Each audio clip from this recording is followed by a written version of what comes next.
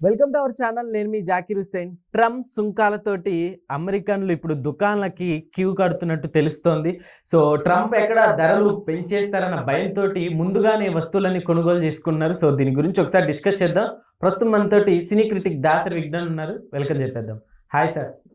అయితే ట్రంప్ ఉన్నారు కదా, సో నిజంగా పక్క దేశాల మీద పగ తీర్చుకున్నట్టుగా, ఆ దేశంలో ఉన్న వాళ్ళ మీదుగా తీర్చుకున్నట్టు తెలుస్తోంది. అంటే ధరలు పెంచేస్తారన్న భయంతో ముందుగానే ఉన్న వస్తువుల్ని కొనేసుకుంటున్నట్టు తెలుస్తోంది. ఏం చెప్తారు?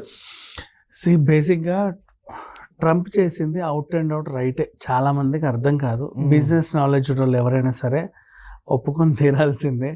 నన్ను తిట్టుకున్న పర్లా, ఎందుకంటే నేను చదివిందంతా బిజినెస్. నేను PhD in business, industrial and organizational psychology నాకు, అండ్ నా డిగ్రీ అంతా ఫారిన్ ట్రేడే. సో ట్రంప్ చేసింది నాకు నచ్చింది యాక్చువల్గా చెప్పాలంటే. మన దేశం వాళ్ళు ఇబ్బంది పడతారు, నువ్వు ఒక ఇండియన్ వై ఉండి అట్లెట్లా అంటావు ఇట్లెట్లా అంటావు, ఎవరు ఎన్ని చెప్పినా నేను ట్రంప్ని ఒక బిజినెస్ మ్యాన్ లాగా చూస్తున్నా. ఒక బిజినెస్ మ్యాన్ లాగా నాకు ట్రంప్ అవుట్ అండ్ అవుట్ రైటే. రీజన్ చెప్తున్నా వినుమా. క్యాజువల్గా ఇప్పుడు నీ దేశం ఉంది ఒకటి, ఇది నీ దేశంలోనే తయారవుతుంది, ఇంకెక్కడ దానికి వేరే స్కోప్ లేవు, ఆల్టర్నేట్స్ కూడా లేవు, నీ కాంపిటీషన్ కూడా లేదు.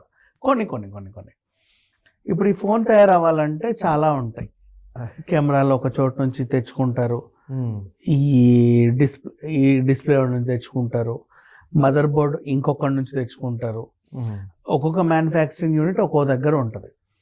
అలా ఫర్ ఎగ్జాంపుల్ ఇదే ఫోన్ అనుకుందాం, ఇదే ఫోన్ ఓకేనా, దీనికి సంబంధించి మెయిన్ కీలకమైన పాయింట్ ఏం చెప్తాం సరే, ఏదో ఒకటి దీని మదర్ బోర్డే అనుకుందాం. ఆ చిన్న మదర్ బోర్డు యుఎస్లోనే తయారవుతుంది, ఇంకెక్కడ అవ్వట్ల.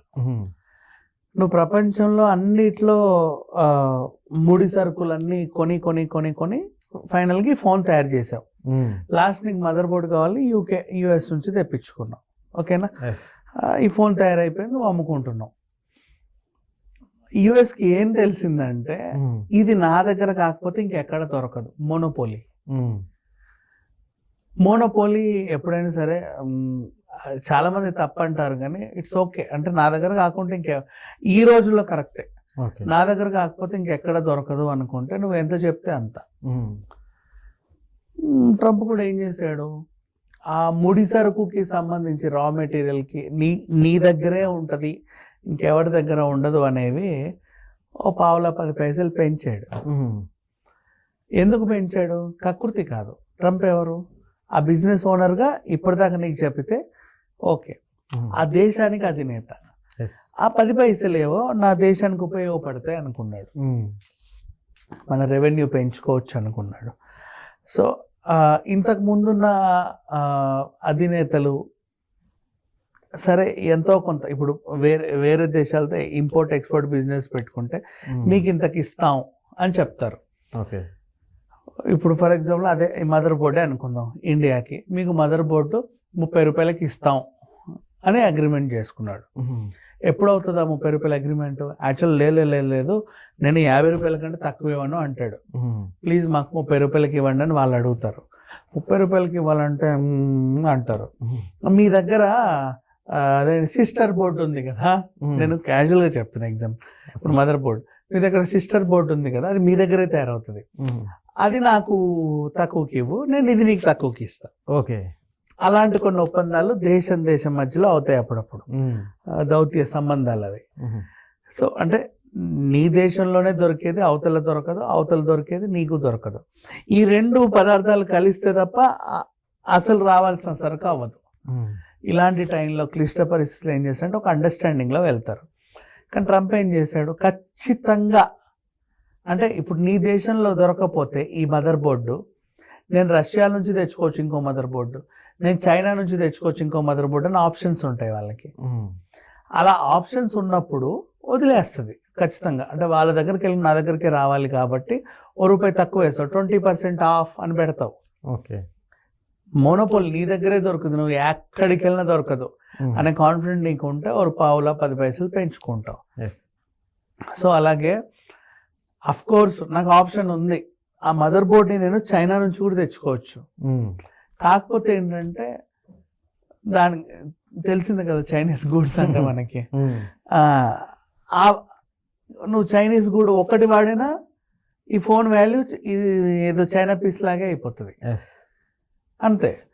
అదే అథెంటిక్గా లైక్ తైవాన్ నుంచో, లేకపోతే తైవాన్ కూడా మాది అని వాళ్ళు అంటున్నారు కానీ ఆ మధ్యలో వేరేదిలే, మళ్ళీ అది కూడా ఒకటే కదా నాకు, జపాన్ నుంచో లేకపోతే ఇంకెక్కడ ఉగాండా నుంచో ఇంకెక్కడి నుంచో తెప్పించుకుంటే ఓకే వాళ్ళకి అది క్వాలిటీ వైజ్గా బాగుంటుంది అనిపించవచ్చు.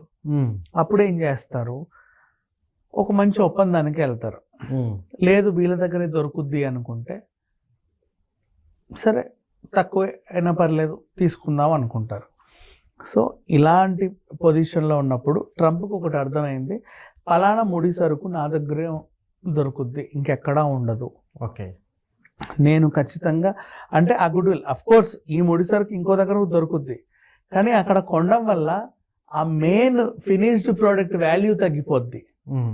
నా దగ్గర కొంటేనే ఆ ఫినిష్డ్ ప్రోడక్ట్కి ఒక వాల్యూ వస్తుంది.